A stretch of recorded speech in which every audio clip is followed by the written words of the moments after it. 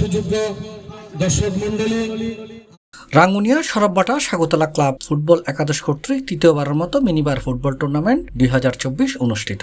আমি সর্বপ্রথম সরববাটা union BNP এবং ডিসেম্বরের 21 তারিখ শনিবার সকালে মধ্যম সরববাটা স্বাগতলা মাঠনাজি এই উদ্বোধনী খেলা অনুষ্ঠিত হয়।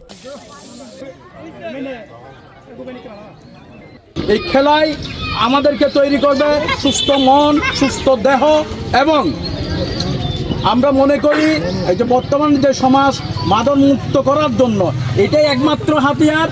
আয়োজক কমিটিকে আমি আবারও ধন্যবাদ জানিয়ে আমি আজকের খেলার শুভ উদ্বোধন ঘোষণা করছি।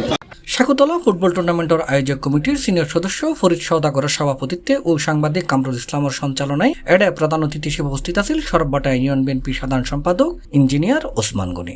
এটা কিন্তু আপনার দায়িত্ব, আপনার পরিবারকে, আপনার বাড়ি, আপনার এলাকাটাকে নিরাপদ করা, আপনার সন্তানের জন্য, আপনার প্রতিবেশীর জন্য। এজন্য আমি বিনীত আহ্বান জানাবো সরববাটা ইউনিয়ন বিএনপি, উপজেলা বিএনপি এবং আমাদের বিএনপি পরিবার এটাই মনে করে বর্তমান সমাজে নতুন আমরা যে 5 তারিখের পরবর্তী দেশ পেয়েছি, এই দেশে কোনো সন্ত্রাস থাকবে না, কোনো চাঁদাবাজ থাকবে না। আমরা আমাদের নেতা বিএনপির ভারপ্রাপ্ত চেয়ারম্যান তারেক রহমানের নির্দেশনা 5 তারিখের পরে আওয়ামী দুঃশাসনে যে সন্ত্রাসের রাজত্ব ছিল এই এলাকায়, এগুলো আর এখন থাকবে না। শুধু এই এলাকায় সারা বাংলাদেশে একই ঘোষণা তারেক রহমানের যে আমরা একটা সুন্দর সমাজ রাষ্ট্র প্রতিষ্ঠা করব। এ সময় একটা বিশেষ অতিথি হিসেবে উপস্থিত আছেন সরববাটা ওয়েলফেয়ার সোসাইটির যুগ্ম সাধারণ সম্পাদক রফিকুল ইসলাম খোকন, আবু বক্কর, যুবনেতা মুর্শেদ, যুবনেতা মুজাহের, জসিম ভান্ডারী, ফরিদ সওদাগর, জাহেদ, সালাউদ্দিন, মানিক সওদাগর, কবির সওদাগর, মোহাম্মদ ইলিয়াস ও মোহাম্মদ শফি। এছাড়াও আরো উপস্থিত আছেন কমিটির সদস্য আনোয়ার, নাজার, রাকিব, মুর্শেদ সহ আরো বোধ কেউ। আজকের এই মঞ্চে বসে আছি, খেলা দেখছি, আমরা অনেকে খেয়াল করতে পারি নাই।